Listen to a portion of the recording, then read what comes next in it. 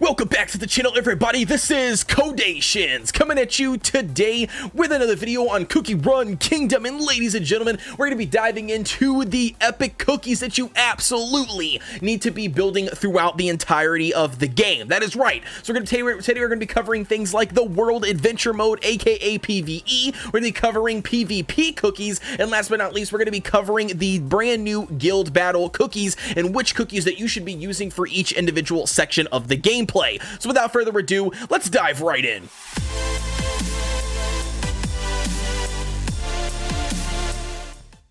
Diving right in, ladies and gentlemen, so for this video, we're going to be going over the cookies that you absolutely should be investing all of your resources into. With that being the case, I see a lot of new players loading into the game and always asking the question over and over again, what cookies are worth investing in? Well, here I am today with you guys making this video because I have been playing the game now since the game's official launch, and we have learned a lot. So today's video, we're going to be diving into sort of a tier list for specific content. In the first section of content we're going to be going over is that world exploration and what cookies you should definitely be investing in to carry you all the way through 8:30 and beat the final boss. And the first cookie up, as you already probably guessed it, is going to be Dark Choco Cookie. Dark Choco Cookie, hands down, baby, is top SS tier cookie. He is going to be basically utilized across any content in the game. You'll see him in the arena, you'll see him in the guild boss battles, you'll see him in the world exploration, you'll see him used on individual boss stages, you'll see him in bounties. Everywhere that you can do any sort of content in Cookie Run Kingdom, Dark Choco is going to be there on some sort of team because his skill is absolutely insane. This guy has an AoE defensive break skill. You could always use an AoE defensive break skill prior to using any nuking abilities, any heavy damage dealing abilities, basically any attacks. You want to be popping the skill off so then that way the enemies have less defense, so they take more damage, aka ranking higher in the guild boss, you know, doing more damage on the individual waves, clearing waves faster, you name it. This guy is a mad lad. You need a Dark Choco. Moving all right along to the next one that you absolutely need to be building and focusing on is going to be Milk Cookie. Now, Milk Cookie doesn't really carry over well to the arena, so to speak, and he doesn't really carry really well over to like the guild boss battle, but when it comes to things like the story mode or the world exploration, you're going to absolutely need something to mitigate and tank for you during specific boss stages. Let's just put it that way. I don't want to spoil anything for those of you who haven't covered that much content in the actual story mode yet, but nevertheless, you're going to need a Milk Cookie at some point in time in your playtime in Cookie Run Kingdom, and you should not feel bad about investing resources into him. But like I said, the really good thing about this guy is he's going to basically have a taunt ability, as you would expect with a defensive tank, and not only that, he's going to have a ability or a part of his ability that allows him to take decrease the amount of incoming damage that he takes. So overall, really good tank, probably arguably the best tank in the game. But again, like I said, don't sleep on Milk Cookie. You absolutely can invest in him, and he's going to carry you a long way in the story campaign mode. So moving right along to the next cookie that we have for the story mode, and that is going to be the Licorice Cookie. If you don't already know, Licorice is one of those very unique and niche cookies in my opinion. It's going to be a magic user. It's going to take up a middle slot. So if you are currently already running somebody like Espresso or Latte or something of that sorts that's already in the middle lane, then running a Licorice Cookie might not benefit you a whole lot because it's going to need to be replaced with one of those other middle cookies. But at the end of the day, it is a very good cookie, and it's a very unique cookie in the sense that its skill actually pops off 2 mini tanks. So you're basically getting a magic user in the middle row that then will also provide some sort of tank to your team, so you can potentially put a different, DPS into the front line instead of running somebody like a Milk Cookie. So again, the team composition is very unique when you utilize Licorice Cookie in the story mode, but nevertheless, definitely needs to be mentioned on this list. If you invest in Licorice, this will allow you to carry over into things like the PvP and other aspects of the game, so you definitely should not feel bad about investing in a Licorice Cookie to add some sort of survivability to your team. Moving right along to the next cookie we've got up for the the overall story mode, and that's going to be Espresso. You already know Espresso's banner was the very first featured banner in the game that you can pull on.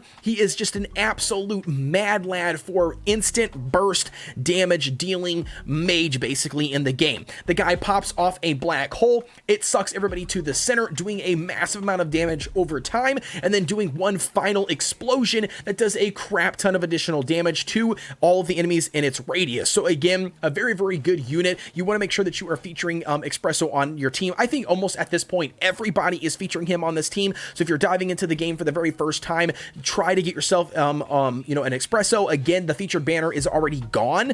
So I think you can only pull him on the original banner. And I don't even think he's even officially hit the mileage shop yet. So if he hasn't, then good luck to you on pulling him. But again, very, very good unit to definitely pick up and have. The next one up we've got is going to be that Latte cookie right next to him. Now, Latte's banner is currently going on right now in the game, so I highly recommend that you guys take advantage of that. Pull on her banner. Try to get her, man, because I'm telling you what, she is basically just a slightly better version of Espresso in my opinion. Now her damage does take a little bit longer to pop off. It's not as good as a Espresso's instant burst damage, but her damage is very, very nice. And not only that, she has the ability to add a silence to her glyph. So she basically pops off a glyph similar to Espresso's, sucking all of the enemies to its center, adding that controllability effect just like Espresso. As the enemies get closer to the center of her glyph though, it's doing additional damage, but where she comes into play is her silencing ability. Any enemy that is caught in her glyph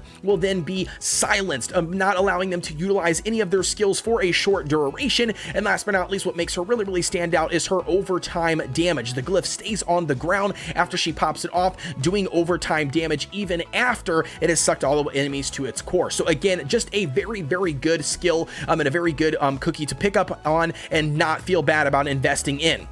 Moving right along to the next one, and that is going to be Herb Cookie. This guy is the best healer in the game. I cannot stress that enough. Everybody is pretty much building this guy for the story campaign mode in the game. His heals are just far superior past anything else in the game. He's got an AoE heal, which does generate over time. So if you are looking for a quick instant heal, he might not fit well with your team composition, but overall, he's the best healer in the game. And not only that, he also has a strip ability as well. He strips all debuffs from your team members when he utilizes his healing ability. So again, you're getting all of your debuffs stripped, basically a cleanse, and you're getting an AoE, you know, rejuvenation heal. So again, just a very good unit. You don't want to be sleeping on Herb. There's going to be definitely some stages in the story mode that you're going to need that additional healing over time to end up completing the stage to keep your cookies alive just a little bit longer to do that additional damage to beat that boss or that mini stage to continue on. So again, very, very good unit. Don't sleep on him. Last but not least, we've got for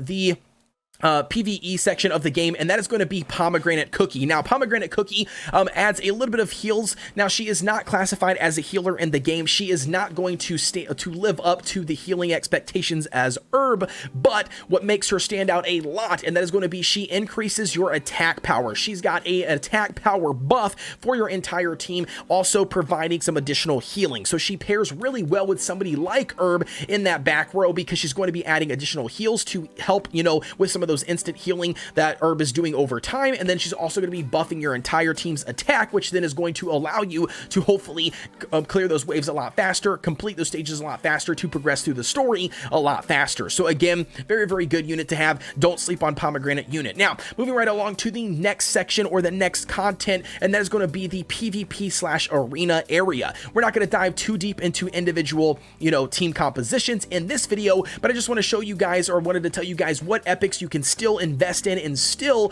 really, really rank high in the arena and have no problems with, you know, resource management. The first one up obviously is going to be, again, Dark Choco. We've already talked about him, but that is going to be a unit that you're going to see all over the place in arena. The next one up is going to be Herb. Now, again, arena is kind of depending on what your team composition is running. If you're running something that, you know, is just going to be basically trying to do a single target nuke right off of the bat as soon as the match starts to try to instantly wipe the other team, then having a healer on your team is probably not going to benefit you as much because you're not going to need so much healing as you are going to need additional damage. So again, it might not be the best unit to use in that team composition, but overall, to get those additional heals, you're going to need some sort of healer, and Herb is going to fit that realm. Now, the next one up is going to be very, very good. Again, for that attack power buff is going to be Pomegranate Cookie. Don't sleep on her when it comes to the arena. You will see her being used everywhere in the top 50 in the arena. Very, very good unit. Like I said, the attack buff is going to add a lot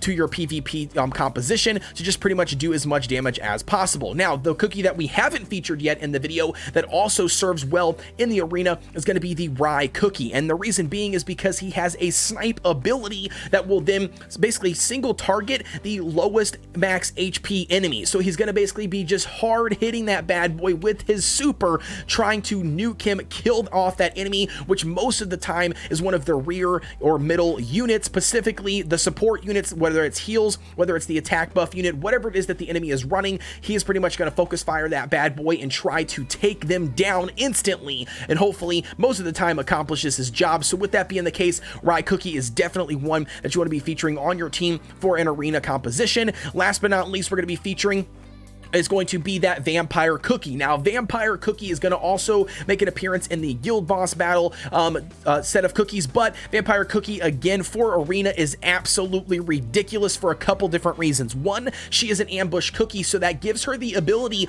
to jump across the enemy lines, ignore everybody in the front row, and she's going to be attacking the enemy in the farthest back. So she's going to be jumping across the lines, hitting their healers, hitting their pomegranates, hitting their long-range DPS, whoever they have in the very back row. That's who she's going after. That's who she's killing. And I mean killing because she has a vampirism, which allows her to sustain her own health by the amount of damage that she does. So again, really, really good unit overall. Just a really good single target damage dealer. Like I said, 100% need to build her for an arena composition. I guess a really good mention as well for arena, you could also use somebody like Latte Cookie because of her silencing ability. When it comes to arena, any type of crowd control or CC that you can add is really, really good and really welcome. So again, Latte Cookie also fits that niche for PvP, so don't feel bad about utilizing her if you already have her built for your main composition in your arena. And again, like I said, moving right along to the next set of content, and that is going to be the Guild Boss Battle. So right off of the bat, the biggest thing you need to know when it comes to the Guild Boss Battle is going to be Dark Choco again. I know you probably are tired of hearing me say Dark Choco,